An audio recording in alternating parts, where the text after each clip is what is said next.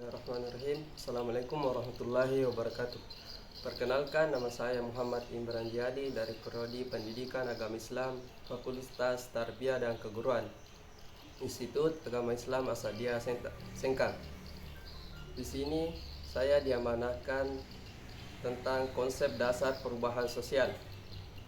Dan di sini saya akan menjelaskan pengertian konsep dasar perubahan sosial.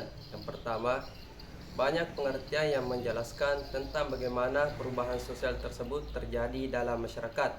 Hal demikian disebabkan karena tiap-tiap masyarakat mempunyai kondisi lingkungan sosial, budaya, dan alam yang berbeda. Perubahan sosial adalah perubahan yang terjadi akibat adanya ketidaksesuaian antara unsur-unsur yang saling berbeda yang ada dalam kehidupan sosial, sehingga menghasilkan suatu pola kehidupan yang tidak serasi fungsinya bagi masyarakat yang bersangkutan. Perubahan merujuk pada pergeseran atau transformasi dari suatu keadaan sosial ke keadaan lainnya. Perubahan dalam masyarakat memiliki makna yang sangat umum, mengacu pada evolusi atau perkembangan, bisa bersifat positif maupun negatif. Perubahan itu sendiri tidak pernah berhenti selama pencipta perubahan, Allah Subhanahu wa taala, menghendakinya. Perubahan sosial merupakan hal yang tak terhindari dalam kehidupan masyarakat, baik dalam tingkat individu maupun konteks kolektif. Hal ini disebabkan oleh setiap manusia yang dinamis dan aktif dalam merespon peristiwa sekitarnya. Selanjutnya, perubahan sosial adalah isu yang terus menjadi subjek perbedaan. Perubahan sosial dilihat dari 3 dimensi waktu yang berbeda. Yang pertama, masa lalu, yang kedua, saat ini, dan yang ketiga, masa depan. Oleh karena itu, masalah sosial yang berkaitan dengan perubahan sosial merupakan masalah yang kompleks dan sulit untuk diatasi serta diprediksi. Di sisi lain, hampir semua masalah sosial yang muncul dalam masyarakat adalah akibat dari perubahan sosial dalam masyarakat tersebut. Selanjutnya, saya akan menjelaskan tentang pendapat tokoh-tokoh sosiologi tentang perubahan sosial. Yang pertama, Kingsley Davis berpendapat tentang perubahan sosial merupakan perubahan-perubahan yang terjadi dalam struktur dan fungsi masyarakat.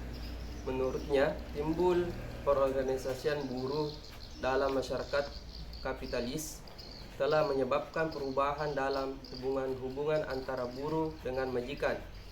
Yang kedua, John Lewis Gilling berpendapat bahwa perubahan sosial adalah perubahan suatu variasi dari cara hidup yang diterima akibat adanya perubahan kondisi geografi, budaya, material, komposisi penduduk, ideologi, maupun karena adanya difusi dan perubahan baru dalam masyarakat. Yang ketiga, Robert Malthus berpendapat tentang perubahan sosial sebagai perubahan dalam hubungan sosial, social relationship, atau sebagai perubahan terhadap keseimbangan hubungan sosial.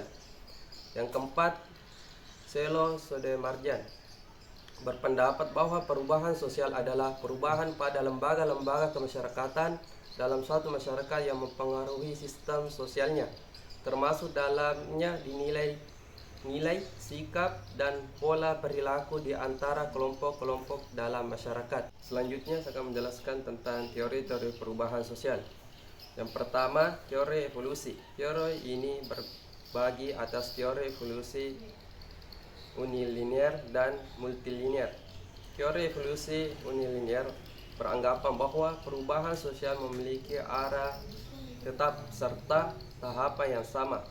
Perubahan ini dilalui oleh semua masyarakat dan dimulai dari tahapan perkembangan awal yang sederhana menuju ke tahapan perkembangan akhir yang sempurna. Serta teori evolusi multilinear memandang bahwa perubahan sosial yang memiliki arah tetap, namun nyatanya masyarakat tidak harus mengikuti tahapan yang sama. Yang kedua, teori siklus. Teori siklus melihat adanya sejumlah tahapan yang harus dimulai oleh setiap masyarakat. Pada teori ini, proses perubahan masyarakat tidak ada akhirnya yang sempurna, melainkan berakhir pada tahapan hancur, kemudian berputar kembali kepada tahapan awal. Yang ketiga, teori fungsionalis. Teori ini beranggapan bahwa setiap elemen masyarakat memberikan fungsi terhadap elemen masyarakat lainnya. Perubahan yang muncul di suatu bagian masyarakat akan menimbulkan perubahan pada bagian yang lainnya pula. Yang keempat, teori konflik. Teori konflik memandang bahwa yang terjadi antara kelompok antar kelas sosial merupakan sumber paling penting dan berpengaruh dalam suatu perubahan sosial. Perubahan akan menciptakan kelompok atau kelas sosial baru. Konflik antara kelompok kelas sosial baru tersebut akan melahirkan perubahan berikutnya. Mungkin sekian materi yang saya sampaikan. Assalamualaikum warahmatullahi wabarakatuh.